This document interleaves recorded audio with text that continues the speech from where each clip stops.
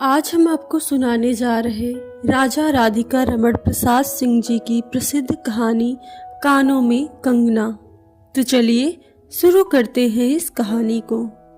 किरण, तुम्हारे कानों में क्या है? उसने कानों से चंचल लट को हटाकर कहा। कंगना। अरे, कानों में कंगना?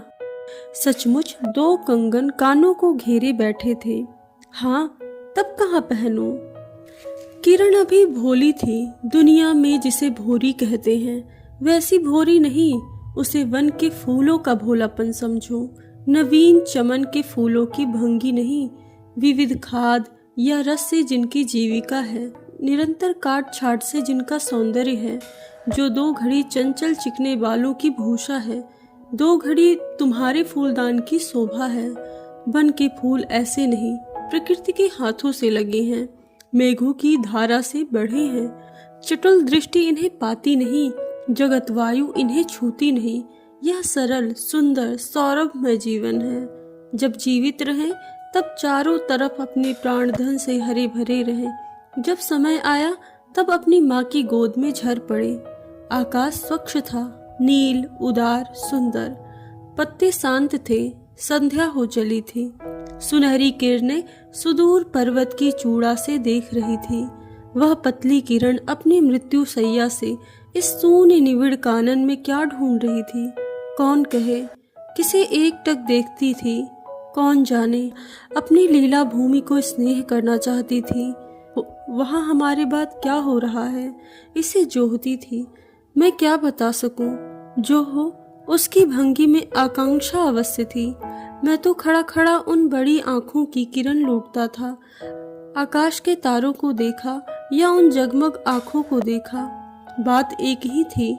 हम दूर से तारों को सुंदर सोने झिकमिक को बार बार देखते हैं, लेकिन वह सास्पंद निश्चेष्ट ज्योति सचमुच भावहीन है या आप ही आप अपनी अंतर्लहरी में मस्त है। इसे जानना आसान नहीं। हमारी आंखें ऐसी कहाँ हैं कि उनके सहारे उस निगूढ़ अंतर में डूबकर थाह ले। मैं रसाल की डाली थामकर पास ही खड़ा था। वह बालों को हटाकर कंगन दिखाने की भंगी प्राणों में रह रहकर उठती थी।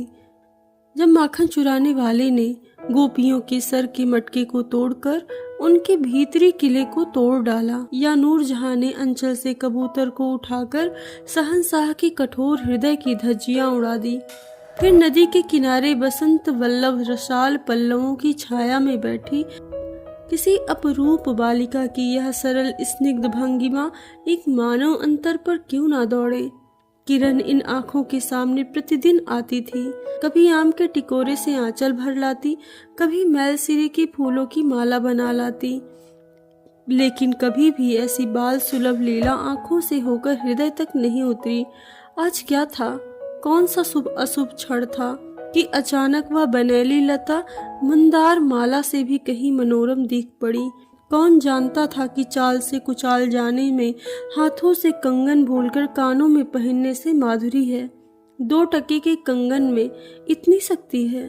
गोपियों को कभी स्वप्न में भी नहीं झलका कि बांस की बांसुरी में घूंघट खोल कर नचा देने वाली शक्ति भरी है। मैंने चटपट उसके कानों से कंगन उतार लिया, फिर धीरे धीरे उसकी उंगलियों पर चढ़ाने लगा। न जाने उस घड़ी कैसी खलबली थी, मुंह से अचानक निकल आया, किरण, आज की यह घटना मुझे मरते दम तक ना भूलेगी। यही भीतर तक बैठ गई। उसकी बड़ी बड़ी आंखें और बड़ी हो गई। मुझे चोट सी लगी। मैं तत्क्षण योगीश्वर की कुटी की तरफ चल पड़ा। प्राण भी उसी समय नहीं चल दिए। यही विस्मय था। एक दिन था कि इसी दुनिया में दुनिया से दूर रहकर लोग दूसरी दुनिया का सुख उठाते थे। हरिचंदन के पल्लवों की छाया भूलोक पर कहाँ मिले, लेकिन किसी समय हमारे यहाँ भी ऐसे वन थे जिनके वृक्षों की साए में 2 घड़ी घाम निवारने के लिए स्वर्ग से देवता भी उतर आते थे। जिस पंचवटी का अनंत यौवन देखकर राम की आंखें भी खिल उठी थी, वहां के निवासियों ने कभी अमरतरु के फूलों की माला नहीं चाही, मंदाकिनी के छींटों की शीतलता नहीं ढूंढी। नंदोपवन का सानी कहीं वन भी था। कल्प वृक्ष की छाया में शांति अवश्य है, लेकिन कदम की छैया कहाँ मिल सकती हैं? हमारी तुम्हारी आंखों ने कभी नंदनोत्सव की लीला नहीं देखी, लेकिन इसी भूतल पर एक दिन ऐसा उत्सव हो चुका है जिसको देख देख कर प्रकृति तथा रजनी 6-6 महीने तक ठगी रह गई है। सत सत देवांगनाओं ने पारिजात के फूलों की वर्षा से नंदन कानन वन को उजाड़ डाला। समय ने सब कुछ पलट दिया। अब ऐसे वन नहीं जहाँ कृष्ण गोलोक से उतरकर 2 घड़ी बंसी की टेर दें, ऐसे कुटीर नहीं जिनके दर्शन से रामचंद्र का अंतर भी प्रसन्न हो, ऐसे मुनीस नहीं जो धर्म धुरंधर धर्मराज को भी धर्म शिक्षा दे। यदि 1-2 भूले भटके हो भी तो अभी तक उनका दुनिया पर से पर्दा नहीं उठा, जगन माया की माया नहीं लगी। लेकिन कब तक बचे रहेंगे लोग? अपने यहाँ अलौकिक बातें कब तक होने देंगे? भव सागर की जल तरंगों पर छिद्र होना कब संभव है? ऋषिकेश के पास एक सुंदर वन है, सुंदर नहीं अपरूप सुंदर है। वह प्रमोद वन के विलास निकुंजों जैसी सुंदर नहीं, वरंच चित्रकूट या पंचवटी की महिमा से मंडित है। वहाँ चिकनी चांदनी में बैठकर कनक घुंघरू की इच्छा नहीं होती, वरंच प्राणों से एक ऐसी आवेश धारा उठती है जो कभी अनंत साधना के कूल पर पहुँचती है, कभी जीव जगत के एक एक तत्व से दौड़ मिलती है। गंगा की अनंत गरिमा, वन की निविड़ योग निद्रा वहीं देख पड़ेगी। कौन कहे वहां जाकर यह चंचल चित्त क्या चाहता है, गंभीर अलौकिक आनंद या शांत सुंदर मरण? इसी वन में एक कुटी बनाकर योगीश्वर रहते थे। योगीश्वर योगीश्वर ही थे, यद्यपि वह भूतल पर ही रहते थे, तथापि उन्हें इस लोक का जीव कहना यथार्थ नहीं था। उनकी चित्त वृत्ति सरस्वती के श्री चरणों में थी, ब्रह्मलोक की अनंत शांति में लिपटी थी, और वह बालिका स्वर्ग से एक रश्मि उतरकर उस घने जंगल में उजेला करती फिरती थी। वह लौकिक मायाबद्ध जीवन नहीं था, इसे बंधन रहित, बाधा रहित, नाचती किरणों की लेखा कहिए। मानो निर्मुक्त चंचल मलय वायु फूल फूल पर, डाली डाली पर डोलती फिरती हो, या कोई मूर्तिमान अमर संगीत बेरोक टोक हवा पर या जल की तरंग भंग पर नाच रहा हो। मैं ही वहाँ इस लोक का प्रतिनिधि था, मैं ही उन्हें उनकी अलौकिक स्थिति से इस जटिल मर्त्य राज्य में खींच लाता था। कुछ साल से मैं योगीश्वर के यहाँ आता जाता था। पिता की आज्ञा थी कि उनके यहाँ जाकर अपने धर्म के सब ग्रंथ पढ़ डालो। योगीश्वर और बाबा लड़कपन के साथी थे, इसीलिए उनकी मुझ पर इतनी दया थी। किरण उनकी लड़की थी, उस कुटीर में वह एक दीपक थी। जिस दिन की घटना में लिख आया हूँ, उसी दिन सवेरे मेरे अध्ययन की पूर्णाहुति थी और बाबा के कहने पर एक जोड़ा पीतांबर, 5 स्वर्ण मुद्राएं तथा किरण के लिए 2 कनक कंगन आचार्य के निकट लेकर गया। योगीश्वर ने सब लौटा दिए, केवल कंगन को किरण उठा ले गई। वह क्या समझकर चुप रह गए। समय का अद्भुत चक्र है। जिस दिन मैंने धर्म ग्रंथों से मुंह मोड़ लिया, उसी दिन कामदेव ने वहां जाकर उनकी किताब का पहला सफा उल्टा। दूसरे दिन मैं योगीश्वर से मिलने गया। वह किरण को पास बिठाकर ना जाने क्या पढ़ा रहे थे। उनकी आंखें गंभीर थी। मुझको देखते ही वह उठ पड़े और मेरे कंधों पर हाथ रखकर गदगद स्वर से बोले, नरेंद्र, अब मैं चला, किरण तुम्हारे हवाले। यह कहकर किसी की सुकोमल उंगलियां मेरे हाथों में रख दी। लोचनों के कोने पर 2 बूंदें निकल कर झांक पड़ी। मैं सहम उठा। क्या उन पर सब बातें विदित थी? क्या उनकी तीव्र दृष्टि मेरी अंतर लहरी तक डूब चुकी थी? वह ठहरे नहीं, चल दिए। मैं कांपता रह गया, किरण देखती रह गई। सन्नाटा छा गया। वन वायु भी चुप हो चली। हम दोनों भी चुप चल पड़े। किरण मेरे कंधे पर थी। हठात अंतर से कोई अकड़ कर कह उठा, हाय नरेंद्र, क्या इस वन फूल को किस चमन में ले चले? इस बंधन विहीन स्वर्गीय जीवन को किस लोक जाल में बांधने चले? कंकड़ी जल में जाकर कोई स्थायी विवर नहीं फोड़ सकती। क्षण भर जल का समतल भले ही उलट पुलट हो, लेकिन इधर उधर से जल तरंगे दौड़कर उस छिद्र का नाम निशान भी नहीं रहने देती। जगत की भी यही चाल है। यदि स्वर्ग से देवेंद्र भी आकर इस लोक चलाचल में खड़े हों, फिर संसार देखते ही देखते उन्हें अपना बना लेगा। इस काली कोठरी में आकर इसकी कालिमा से बचे रहें, ऐसी शक्ति अब आकाश कुसुम ही समझे। 2 दिन में राम हाय जानकी कहकर वन वन डोलते फिरे। फिर 2 क्षण में यहाँ विश्वामित्र को भी स्वर्ग से घसीट लाया। किरण की भी यही अवस्था हुई। कहाँ प्रकृति की निर्मुक्त गोद, कहाँ जगत का जटिल बंधन पास, कहाँ से कहाँ आ पड़ी वह अलौकिक भोलापन, वह निसर्ग उच्छ्वास हाथों हाथ लुट गए। उस वन फूल की विमल कांति लौकिक चमन की मायावी मनोहारिता में परिणत हुई। अब आंखें उठाकर आकाश से नीरव बातचीत करने का अवसर कहाँ से मिले? मलय वायु से मिलकर मलयांचल के फूलों की पूछताछ क्यों कर हो? जब किशोरी नए सांचे में ढलकर उतरी तो उसे पहचानना भी कठिन हो गया था। वह अब लाल चोली, हरी साड़ी पहनकर, सर पर सिंदूर रेखा सजती और हाथों के कंगन, कानों की बाली, गले की कंठी तथा कमर की करधनी दिन दिन उसके चित्त को नचाए मारती थी। जब कभी वह सज धज कर चांदनी में कोठे पर उठती और वसंत वायु उसके आंचल से मोतियों की लपट लाकर मेरे बरामदे में भर देता, फिर किसी मतवाली माधुरी या तीव्र मदिरा के नशे में मेरा मस्तक घूम जाता और मैं चटपट अपना प्रेम चित्कार फूलदार रंगीन चिट्ठी में भरकर जूही के हाथ ऊपर भिजवाता या बाजार से दौड़कर कटकी गहने या विलायती चूड़ी खरीद लाता।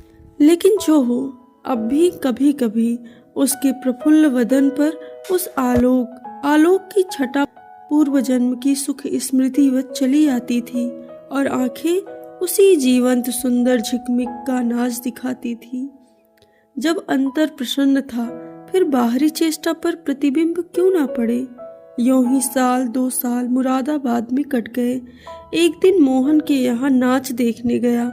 वही किन्नरी से आंखें मिली क्या, लीन हो गई। नवीन यौवन, कोकिल कंठा, चतुर चंचल चेष्टा तथा मायावी चमक। अब चित्त को चलाने के लिए और क्या चाहिए? किन्नरी सचमुच किन्नरी ही थी, नाचने वाली नहीं, नचाने वाली। पहली बार देखकर उसे इस लोक की सुंदरी समझना दुस्तर था। एक लपट जो लगती किसी नशा से चढ़ जाती। यारों ने मुझे और भी चढ़ा दिया। आंखें मिलती मिल गई, हृदय को भी साथ साथ घसीट ले गई। फिर क्या था? इतने दिनों की धर्म शिक्षा, 7 वत्सर की पूज्य लक्ष्मी, बाप दादों की कुल प्रतिष्ठा, पत्नी से पवित्र प्रेम एक एक करके उस प्रतीप्त वासना कुंड में भस्म होने लगी। अग्नि और बढ़ गई। किन्नरी की चिकनी दृष्टि, चिकनी बातें घी बरसाती रही। घर बार सब जल उठा। मैं भी निरंतर जलने लगा, लेकिन ज्यों ज्यों जलता गया, जलने की इच्छा जलाती रही। 5 महीने कट गए, नशा उतरा नहीं। बनारसी साड़ी, पारसी जैकेट, मोती का हार, कटकी कर्णफूल, सब कुछ लाकर उस मायावी के अलरक्त चरणों पर रखे। किरण हेमंत की मालती बनी थी, जिस पर एक फूल नहीं, एक पल्लव नहीं। घर की वधू क्या करती? जो अनंत सूत्र में बंधा था, जो अनंत जीवन का संगी था, वही हाथों हाथ पराये के हाथों बिक गया। फिर ये तो दिन के चकमकी खिलौने थे, इन्हें शरीर बदलते क्या देर लगी। दिन भर बहानों की माला गूंथ कर किरण के गले में, और शाम को मोती की माला उस नाचने वाली के गले में। सशंक निर्लज्ज डाल देना, यही मेरा जीवन निर्वाह था। एक दिन सारी बातें खुल गई। किरण पछाड़ खाकर भूमि पर जा गिरी। उसकी आंखों में आंसू ना थे, मेरी आंखों में दया ना थी। बरसात की रात थी, रिमझिम बूंदों की झड़ी थी। चांदनी मेघों से आंख मुदव्वल खेल रही थी। बिजली काले कपाट से बार बार झांकती थी, किसे चंचला देखती थी, तथा बादल किस मरोड़ से रह रह कर चिल्लाते थे। इन्हें सोचने का मुझे अवसर नहीं था। मैं तो किन्नरी के दरवाजे से हताश होकर लौटा था। आंखों के ऊपर न चांदनी थी, न बदली, त्रिशंकु ने स्वर्ग को जाते जाते बीच में ही टंग कर किस दुख को उठाया, और मैं तो अपने स्वर्ग के दरवाजे पर सर रखकर निराश लौटा था। मेरी वेदना क्यों ना बड़ी हो। हाय, मेरी अंगुलियों में एक अंगूठी भी रहती तो उसे नजर कर उसके चरणों पर लौटता। घर पर आते ही जूही को पुकार उठा, जूही, किरण के पास कुछ बचा भी हो तब फौरन जाकर मांग लाओ। ऊपर से कोई आवाज नहीं आई, केवल सर के ऊपर से एक काला बादल कालांत चित्कार के चिल्ला उठा। मेरा मस्तक घूम गया। मैं तत्क्षण कोठे पर दौड़ा, सब संदूक झांके, जो कुछ मिला सब तोड़ डाला, लेकिन कुछ भी नहीं मिला। अलमारी में केवल मकड़ी का जाल था। श्रृंगार बक्स में केवल एक छिपकली बैठी थी। उसी दम किरण पर झपटा, पास जाते ही सहम गया। वह एक तकिए के सहारे निःश्वास, निस्सहाय, निस्पंद लेटी थी। केवल चांद ने खिड़की से होकर उसे गोद में ले रखा था और वायु उस शरीर पर जल से भिगोया पंखा झल रही थी। मुख पर एक अपूर्व छटा थी। कौन कहे, कहीं जीवन की शेष रश्मि क्षण भर वहीं अटकी हो। आंखों में एक जीवन ज्योति थी। शायद प्राण शरीर से निकलकर किसी आश्रय में बैठ रहा था। मैं फिर पुकार उठा, किरण, किरण, तुम्हारे पास कोई गहना भी रहा है? हाँ, छीड़ कंठ की काकली थी। कहाँ है? अभी देखने दो। उसने धीरे से घूंघट सरकाकर कहा। वही कानों का कंगना। सर तकिए से ढल पड़ा, आंखें भी छिप गई। वही जीवंत रेखा कहीं चली गई। क्या इतने ही दिन के लिए अभी तक ठहरी थी? आंखें मुख पर जा पड़ी। वही कंगन थे, वैसे ही कानों को घेर कर बैठे थे। मेरी स्मृति तड़ित वेग से नाच उठी। दुष्यंत ने अंगूठी पहचान ली। भूली शकुंतला उस पल याद आ गई। लेकिन दुष्यंत सौभाग्यशाली थे, चक्रवर्ती राजा थे। अपनी प्राण प्रिया को आकाश पाताल छान कर ढूंढ निकाला। मेरी किरण तो इस भूतल पर न थी कि किसी तरह प्राण देकर भी पाता। परलोक से ढूंढ निकालूं, ऐसी शक्ति इस दीनहीन मानव में कहाँ। चढ़ा नशा उतर पड़ा, सारी बातें सूझ गई। आंखों पर की पट्टी खुल पड़ी। लेकिन हाय, खुली भी तो उस समय जब जीवन में केवल अंधकार ही शेष रह गया। ये कहानी यहीं पे समाप्त होती है। धन्यवाद।